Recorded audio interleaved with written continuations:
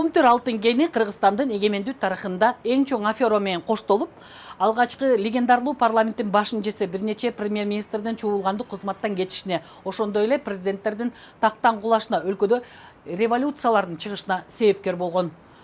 Кумтөр алтын кенин улутташтыруу идеясы ондогон жылдар бою жүрүп, бирок былтыр гана 17 майда Жогорку Кеңештин чечими менен убактылуу сырттан башкаруу киргизилип, андан бери Кыргыз өкмөтү Centara Gold компаниясы менен бир нече эл аралык соттордо соттошуп келүүдө. Андан бери Кыргызстан жана Кыргыз өкмөтү эмнеден утулду жана эмнеден утту. Кыргыз бийлиги Кумтөр алтын кенин эл аралык сотсуз эле улутташтырып алууга толук укугу бар. Ал Кыргыз Республикасынын баш мыйзамы Конституцияда жана эл аралык экономикалык хартияда дагы такдаана жазылган. Кыргыз өкмөтүнүн бийлигинин кандай гана жактан болбосун, кайсы мамлекеттен гана болбосун, ошол муну мен тырмак чагылып туруп инвестор деп айтар элем. Канадалыктарчы алар инвестор эмес, улар шылуундарымдай. Эл аралык аферисттер деп айтса болот да. Аларды сураганга, талап кылганга, контроль жүргүзгөнгө, текшергенге, ал тургай Кыргызстандын мыйзамы бузулуп атса, адамдын ден соолугуна, өмүрүнө зыян келе турган болсо, келип атса, биздин салык, мисалы, бажы закондору бузулуп атса, экологиябыз бузулуп атса, сурамак тургай улутташтырып алган акыбыз бар. Баш мыйзамда жазып турат, тиякта да.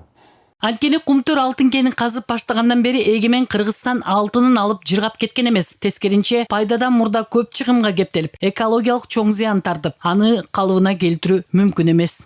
Кумтөр алтын кени иштеп баштаган 1996 жылдан бери 2021 жылга чейинки аралыкта экологияга чоң зыян келтирип, кылымдар бою турган мөңгүлөр таштанды талгасына айланып, Давыдов жана Лысый мөңгүлөрү таштандыдан улам жылына 10 метрден эрип жок болууда. Мөңгүлөрдүн эриштен улам кырсыктар көбөйүп, бир нече жолу көчкү түшүп, материалдык гана эмес, адамдардын дагы өмүрүн алды. Айрыкча 1998 жылкы цианид төгүлгөн авариядан улам бир гана Жети Өгүз району эмес, бүтүндөй Ысык көл облусу экологиялык, экономикалык чыгым гана тартпастан, калктын саламаттыгына терс таасирин тийгизген. 12 күн жашырылган кырсыкта 2000ден ашык адам жабыркап, 2 адам каза болуп, азыркы учурга чейин 17 000 адам соттошуп, компенсация өндүрө албай келет. Алсак ушул эле мезгилде Кумтөр алтын кенинде 19 адам каза болуп, 47 адам ар кандай топтогу майып болуп калган. Мындан тышкары Кумтөрдөгү алтын казуудан Кыргызстан суу ресурстарын жоготууга учурап, жылына 5 миллион куб метр суу чыгымдалып, ага канадалык Centara Gold компаниясы бир дагы сом каражат төлөгөн эмес. Элекке каршы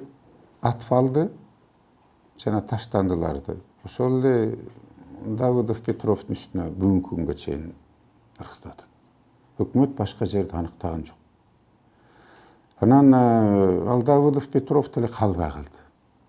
Бул өзүбүздүн келечегибизге биз балта чапканга барабар эле болдук. Анан Акаев өзүнчө герой болуп келип кетип атат. Башында аферанын барын баштаган Акаев. Кыргызстанды башкарган бардык бийликтегилер Кумтөр кенинде жеке кызыкчылыгын жогору койгондуктан жер байлыгы элге эмес, бийликтеги жана чет элдиктердин аферасына айланган. Ал тургай Кыргызстанда өндүрүлгөн кумтөрдүн гана эмес, башка алтын, күмүштөр дагы чет элдик банктар аркылуу сыртка чыгып турган. Акаевдин убагында да, Бакиевдин убагында да, Отунбаеванын убагында да, тиги Атамбаевдин убагында да. Канча аракет кылып жаздык, кайрылдык, баары бир чет мамлекеттин банкасы. Тиги Сооронбай Жээнбековдун убагында аны алмаштыра коюшуп, тиги Москванын банкы аркылуу кетти. Анда тиги шарттары мурункудан да начар кетти деп айтып жүрүшөт. Тилекке каршы мен сизге окшош эле жарамын. Мисалы мен Кыргыз алтынга бир нече жолу жазуу жүзүндө да кайрылып, заказына дагы киргенге да аракет кылып, мен бир да материал алган жок. Кумтөр кенине убактылуу сырттан башкаруу киргенден бери анда өндүрүлгөн алтындар өлкөдөн сыртка чыгарыла элек. Бул тууралуу маал менен расмий бийлик билдирип келет. Сырттан башкаруу киргизгенде кенди кыргыздар өздөрү башкара албайт деген пикирден тартып, бут тосуулар болгон. Чындыгында көптөгөн мындай ишенбечүлүк болгон башында. Өзүбүз иштетип кете алабызбы ушундай чоң долбоорду, өзүбүздүн ушул инженерлик жетеби же болбосо бүт компьютерлештирилген башкаруу кандай болот деген көптөгөн суроолор болгон. Бирок биздин ушул өзүбүздүн жарандарыбыз, өзүбүздүн тоо кен специалисттери өздөрүнүн башкармаларын көрсөттү мына бир жылдын ичинде. Кумтөр токтоп калган жок, көбү күткөндөй. Буттоосу аябай катуу болду. Кол коюлган контракттардан бери отказ кылдырып, эч бир запчасттарды койдурбай, ошого карабастан Кумтөр бүгүнкү күндө иштеп атат. И биздин ушул жетекчилерге рахмат айтып койсок болот. Бирок дал ушул өз жерибиздеги кенди кайра мамлекетке кайтаруудан мурда Кыргызстан жана андагы чындыкты айтып чыккан Насирдин Исановдой мыкты инсандардан айрылсак, бир нече саясатчылар эркиндигинен ажырашкан. Кумтөрдүн айынан парламент таркаган. Деги эле Кумтөр жалпы кыргыз элинин бир чоң бир маселеге айланып калган да. Ошондуктан Садыр Нуркожоевич өзү дагы ушул Кумтөрдүн айынан түрмөгө түштү. Кумтөрдү кыргыз элине кайтарам деп комиссия түзүп, комиссия менен иликтеп чыккан. Мына бүгүнкү күндө ушул өзү президент болуп келгенден кийин ошол көтөрүп жүргөн маселелерин ишке ашырды деп койсок болот. Бул биринчи кадам ушу 2021-жылдын май айында тышкы башкаруу киргизгенден башталды. Алтын кени иштеп баштагандан тартып Кумтөр кенинен 415 тонна алтын казылып алынып, бирок анын бир дагы граммы Кыргызстанда калган эмес. 1996-жылдан тарта канадалык Centara Goldin компаниясы 11,5 миллиард доллар көрсө, Кыргызстан болгону 1,5 миллиард доллар пайда көргөн. Жылына бул кенде 15-16 тонна алтын казылып алынып турган. Алтын казуудан кийин экологияга чоң зыян келип, калдыктарды сактоо техникалык эрежелерди бузуу менен жасалгандыктан учурда таштандылар Кыргыз өкмөтүнүн башкы маселеси. Анын калыбына келтирүү мүмкүн эмес. Бирок жарылуу, сел, кырсыктардын алдын алуу үчүн рекультивациялык фондду да кайтаруу маселеси козголушу керек. Жанагы рекультивационный фонд деген бул Кумтөрдүкү Лондондо эмгиче чейинчи. Өкмөт бул кадамга баргандан кийин аны эмне кылса да алып келиш керек. Ал деген рекультивацион фонд ар бир килограмм алынган алтындан сатылып атканда ошонун пайызы ошол фондко которулуп атат. Ал акча деген бул биз деген килейген аңгек менен калып калабызбы? Мөңгүлөрүбүз эриди, жок болду. Калыбын эмне менен келтиребиз? Кайсы тыйынга? Рекультивацион фонд бул экологиянын калыбына келтирүүчү түздөн түз багыт арналган фонд. Кыргыз бийлиги Кумтөр кенин колго алган соң бул кен аркылуу сатылып алынган башка кендердеги үлүшүн дагы тактоого тийиш.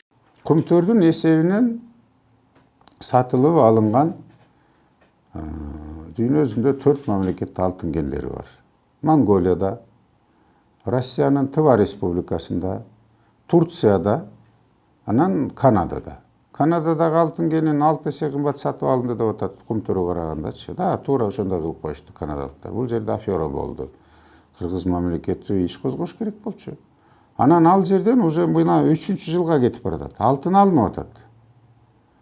Кыргыздын Кумтөрүнүн эсебинен алтын алынган ошолар алтындар, алтын кендери. Мунун тагдыры эмне болуп чечилип атат?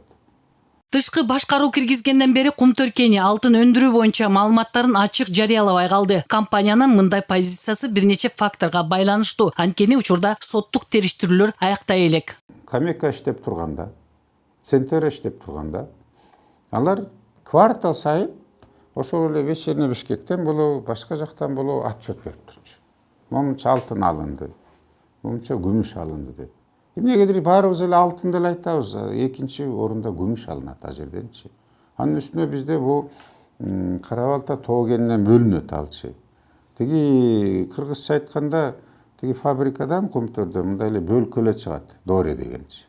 Анан дорени алып келип туруп бул жерде бөлүнөт. Centara компаниясы ушул кыргыз өкмөтү биздин мекемебизди басып алды, тартып алды деп эл аралык сотторго кайрылгандыгы белгилүү. Сүйлөшүү жүрүп аткандыктан көп маселени ачык айтууга болбогондуктан жогорку кеңеш жабык эшикте карап атты мунун бардыгын. Мен ойлойм, бүгүн деле ушул толук кандуу бүтө элек. Мына сүйлөшүүлөр толук бүткөндүгүн бизге кабарлашты, бирок кол коюлуп, мына болду деген жыйынтык чыккандан кийин толук түрдө өзүбүз ээлик кылгандан кийин гана мен ойлойм ачык айрым болгон маселенин баарын ачык айтса болот. Бул жерде жашыруун деле эчтеке жок. Негизи эки тараптуу сүйлөшүп откандан кийин көп нерсени ачык айтканга чыгарбоо келишимдер болгондуктан ушуга келишкен. 1 жыл аралыгында Кумту өлкөнүн иштетип кетүү менен кыргыз өкмөтү башынан көп сыноолорду өткөрдү. 1 жылга жетпей өлкө андан пайда көрө баштады. Өлкөнүн өзүбүзгө алдык. Ал өзүнчө иштеп атат. Анын жанында болсо наследие великих кочевниковдур. Аны дагы минимальный уставной капиталын азыр биз $100 миллион кылып түзүп, ал биз кендин баарын өзү иштеткенге киришти да. Биз да сиздер менен эр-шаркак болуп, бири-бирибизге жардам берип, кыргыздын экономикасын өйдө көтөрөлү. Чындыгында 1 жыл мурун Кумтөрдү кайтарууда пикирлер дагы башкача болчу. Өттү, эмне болду, эмнени кыйратып жүрдүңөр деген скептиктер чекеден чыгат.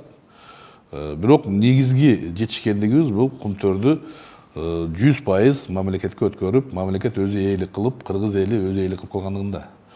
Мындан ары иштөөнүн аракеттери кандай болот? Бул акционердик коом катары ачык айрым ишин алып барат деген ишенич бар менде. Парламенттин, президенттин, элдин көзөмөлүндө болуп, мурдагыдай эмне үчүн мурда ушундай уурдоого же болбосо экология боюнча көп маселелер жашырылып келгендиги, тышкы сырттан келген инвестор башкаргандыктан 70%-дан ашуун алардын колунда болгон учурда биз эч кандай бир маанилүү бир деме кыла алчу эмеспиз.